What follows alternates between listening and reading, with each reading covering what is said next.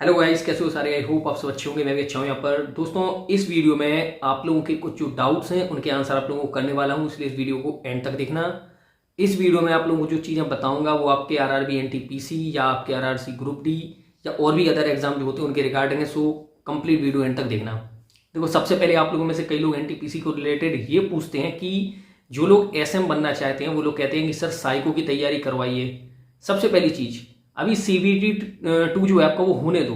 हो सकता है ऐसा कि आपने जो भी प्रेफरेंस भरी हो उसके अकॉर्डिंग आपको एसएम मिले ही ना, एसएम के अलावा कोई और पोस्ट मिल जाए। तो साइको की तैयारी अभी से आप करेंगे भी तो कोई मतलब नहीं पड़ेगा। बेस्ट यही है कि अभी आप सिर्फ और सिर्फ सीबीटी 2 की तैयारी पर फोकस करो। सीबीटी 2 के रिजल्ट आने के बाद आपको पता चल ही जाएगा कि आपको एसएम मिल रही है या आपको गार्ड मिल रही है और कोई पोस्ट मिल रही है। जी हाँ, ये चीज भी आप लोग याद रखना कि आपका जो सीबीटी 2 का रिजल्ट आएगा उसमें आपको मेंशन कर दिया जाता है। जो रिजल्ट आता है पूरा उसमें लिखा रहता है कि कितने लोगों को स्टेशन मास्टर के लिए चुना गया है, कितने लोगों को गार्ड के लिए, कितने लोगों को ईसीआरसी, कितने सीए, कितने टीए, सब कुछ उसमें आ जाता है। सो अगर आपको लगता है कि आपको कैसे पता चलेगा आपको कौन सी पोस्ट मिली है, तो आपको सीबीटी 2 के रिजल्ट में पता चल जाएगी। मेरा भी ऐसा ही हुआ था। जो रिजल्ट आया था उसमें स्टेशन मास्टर के जो कॉलम थे उसमें जितने भी रोल नंबर थे उसी में मेरा रोल नंबर था। सो एक चीज मुझे क्लियर हो गई थी कि मेरा साइको होगा। अगला क्वेश्चन जो आप लोग कई लोग पूछते हैं कि साइको में अगर फेल हो जाए तो क्या कोई और पोस्ट मिलती है। अब देखो, अभी तक तो क्या था, ये क्वेश्चन सिर्फ नॉर्मली सब पूछे थे, लेकिन जिन लोगों का पेपर अच्छा गया है उन लोगों को ये चीज काफी डाउट दे रही है, क्योंकि उन्हें विश्वास है वो सीबीटी 2 भी निकाल लेंगे। उसके बाद अगर साइको का सामना करना पड़ा तो क्या होगा। देखो, ये बात बिल्कुल फैक्ट है और सच बोल रहा हूं, इस चीज में बिल्कुल भी दो राय नहीं है। अगर आप साइको में अगर आप फेल हो जाते हो तो आपको बाहर कर दिया जाता है। उसका पहले रीजन सुन लो और समझ लो अच्छे से। अगर आपके मार्क्स कम है, आपने एसएम के अलावा और भी जितनी पोस्ट को आपने पोस्ट प्रेफरेंस में रखा हुआ है, अगर उनकी जो कट ऑफ है वो आपके मार्क्स से ज्यादा है और आपके जो मार्क्स हैं वो सिर्फ और सिर्फ एसएम की कट ऑफ को ही पार कर रहे हैं, जैसे सपोज एसएम की कट ऑफ 75 है, आपके मार्क्स 78 हैं, तो आप एसएम को तो क्वालिफाई हो। लेकिन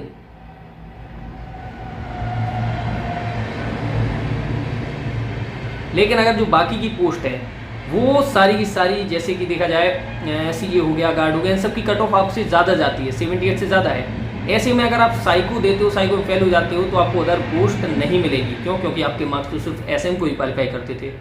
अगली चीज, अगर आपके मार्क्स ज़्यादा हैं, अगर आपके मार्क्स एसएम से भी ज़्यादा हैं और गार्ड से भी ज़्यादा है या सीए से भी ज़्यादा है, लेकिन आपकी जो पोस्ट प्रेफरेंस है उसमें आपने एसएम को पहले रखा है, तो कॉमन सी बात है आपको साइको देने मिलेगा, आपको आपकी मनचाही पोस्ट पे जाने का मौका मिलेगा। लेकिन अगर आप साइको में फेल हो जाते हो तो ये रहता है कि जब भी आपकी फाइनल मेरिट बनेगी, हो सकता है उसमें आप लोगों को आगे जगह दे दी जाए, आपको सीए, गार्ड में या जिसमें भी हो सकता है आपका हो सकता है, लेकिन ये कंफर्म नहीं होता है। कॉमन सी बात है कि रेलवे भी पहले उन्हीं लोगों को भरेगी ना, रेलवे पहले उन्हें पोस्ट अलॉटमेंट देगी जो लोगों ने पहले सीए और गार्ड को वरीयता दे रखी है। इसलिए मैं ये कहूंगा आप इस झंझट में बिल्कुल मत पड़ो कि साइको में अगर फेल हो जाएंगे तो कुछ मिलेगा। ये मान के चलो कि अगर साइको में फेल हो जाओगे तो कुछ नहीं मिलेगा, तो पूरी जी जान आपको लगानी है साइको में अपने। ठीक। अगली चीज कि साइको के बारे में आपको तैयारी कहां से करनी है। देखो, साइको के बारे में मैं आपको यहां पर पढ़ा दूंगा यूट्यूब पर भी, और इसके अलावा कई और यूट्यूबर भी होंगे जो आपको पढ़ाएंगे साइको। साइको की बुक्स भी आती हैं। देखो, साइको की जो 5 टॉपिक होते हैं, 5 में से 4 ऐसे होते हैं जो आपके नॉर्मल रीजनिंग में होते हैं, वो आप आराम से कर लोगे। सिर्फ एक टॉपिक होता है जो नॉर्मली रीजनिंग में नहीं होता है, खैर सिंपल होता है। अगर आप एक अच्छी स्टूडेंट हो, आपकी रीजनिंग अच्छी है, तो आपके लिए साइको निकालना कोई बड़ी बात नहीं है। आप 10-15 दिन के अंदर भी तैयारी करके आराम से निकाल सकते हो। लेकिन हाँ, अगर आप तैयारी में नए हो, आपकी रीजनिंग अच्छी नहीं है, तो ये मैं गारंटी से बोल रहा हूँ आपको साइको निकालने में काफ़ी ज़्यादा मुश्किल होगी। आपको उसके लिए टाइम ज़्यादा चाहिए पड़ेगा।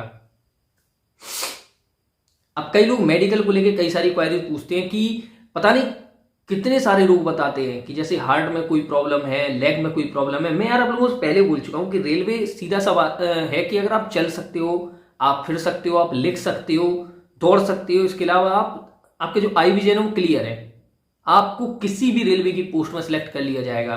इतना कोई आर्मी जैसा मेडिकल नहीं होता है। मैंने आप लोगों को जो मेडिकल में टेस्ट बताए हैं वो सारे वो टेस्ट हैं जो रेलवे में होते हैं। सिर्फ उसमें जैसे ईयर टेस्ट है वो नहीं होता है, नोकनी नहीं होता है, लेकिन वो डाउट्स थे आपके, इसलिए उस वीडियो में रखा था।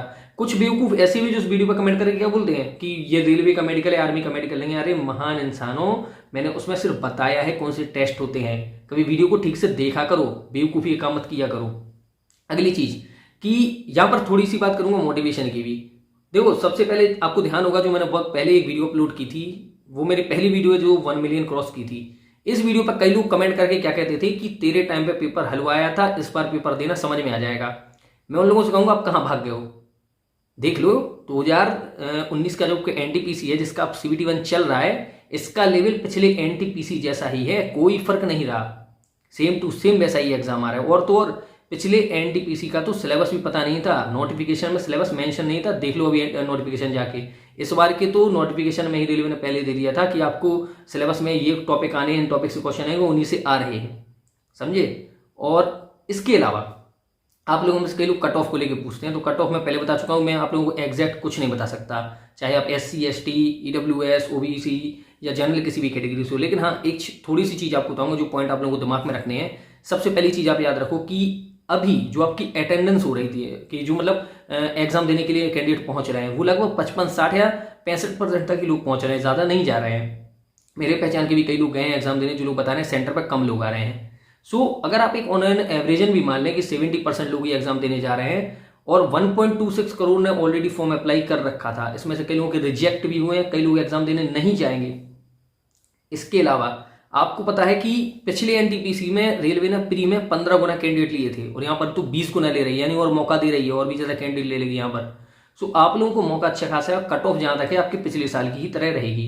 अब कुछ लोग कहेंगे कि पिछले साल की ग्रुप डी की तरह या पिछले एनटीपीसी की तरह, तो पिछले एनटीपीसी की कट ऑफ ज्यादा गई थी, उसमें तो SM की कट ऑफ 78 थी, वो भी CBT 2 की, क्योंकि जो CBT 1 होता है उसकी जो कट ऑफ होती है वो कॉमन रहती है, उसमें कुछ ये नहीं होता है कि SM की लग जाए या किसी और की अलग। SM वगैरह की तो कट ऑफ आपको तब पता चलती है जब आपका CBT 2 का रिजल्ट आता है। सो याद रखना जो आपकी कट ऑफ होती है। हाँ, और कट ऑफ के बारे में कई लोग पूछते हैं कैसी जाएगी, पोस्ट वाइज जाएगी, लेवल वाइज जाएगी। याद रखना CBT 1 की जो कट ऑफ होगी वो आपकी कॉमन रहेगी। हाँ, ये हो सकता है कि इस बार 12th की पोस्ट है तो 12th की कट ऑफ अलग जाए, ग्रेजुएशन की अलग जाए, या हो सकता है कंबाइंड भी दे दें एक साथ ही। लेकिन जो CBT 2 की कट ऑफ जाएगी वो पोस्ट वाइज जाएगी, चाहे वो 12th की हो चाहे वो आपकी ग्रेजुएट लेवल की हो। इसके अलावा देखो कई लोग अभी भी पूछते हैं रूटीन में कि हमें और क्या पढ़ना चाहिए कि हमारा जो CBT 2 है वो अच्छे से क्लियर हो, जो लोग लगता है जिन्हें कि CBT 2 में हो जाएगा। इसके अलावा जिन लोगों का भी CBT 1 नहीं हुआ है वो लोग भी पूछते हैं कि क्या करना चाहिए CBT 1 में ताकि अच्छे मार्क्स आ जाएं।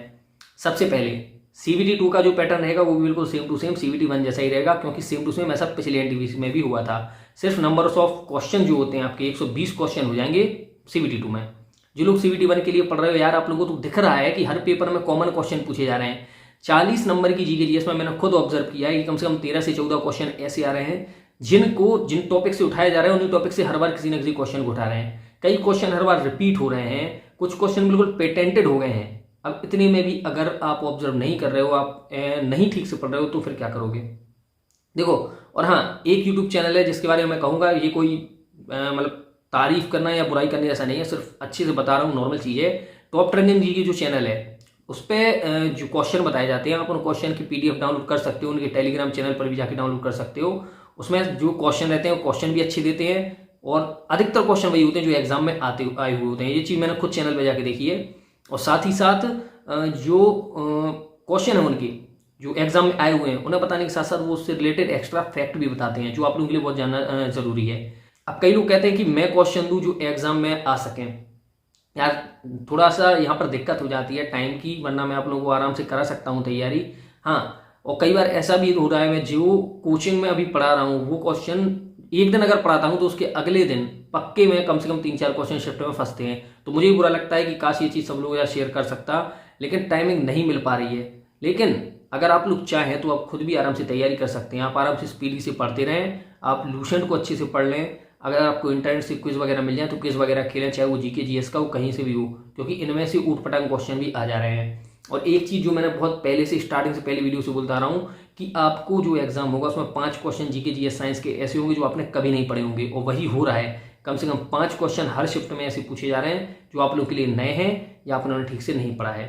सो हर तरह से तैयारी करो, जहाँ से जो पॉइंट मिले उन्हें उठाओ, याद करो, और बस पॉजिटिव रहो, क्योंकि अगर आप CBT 1 निकाल ले तो CBT 2 आपका आराम से निकल जाएगा, कोई बड़ी बात नहीं है। और मैं भी यही चाहता हूँ जल्द से जल्द आप लोग भी जॉब लें, रेलवे परिवार का हिस्सा बने, और किसी दिन एक दूसरे से मिले भी। सो इस वीडियो में सिर्फ इतना ही। अगर वीडियो अच्छी लगी तो प्लीज़ वीडियो को लाइक कर दीजिए, चैनल को सब्सक्राइब जरूर कर लीजिए, ताकि ऐसी वीडियोस आपको और मिलती रहें, आपके डाउट्स क्लियर होते रहें। और एक चीज़ और जो अभी तक नहीं कही है, मेरी Instagram ID जो है डिस्क्रिप्शन में दी हुई है, वहाँ से जाके आप फॉलो करें। टेलीग्राम ग्रुप की भी लिंक दी है, वहाँ से टेलीग्राम ग्रुप को आप ज्वाइन करें ताकि जो भी अपडेट मिलता है मैं वहाँ देता रहता हूँ। सो मिलते हैं अगले वीडियो में।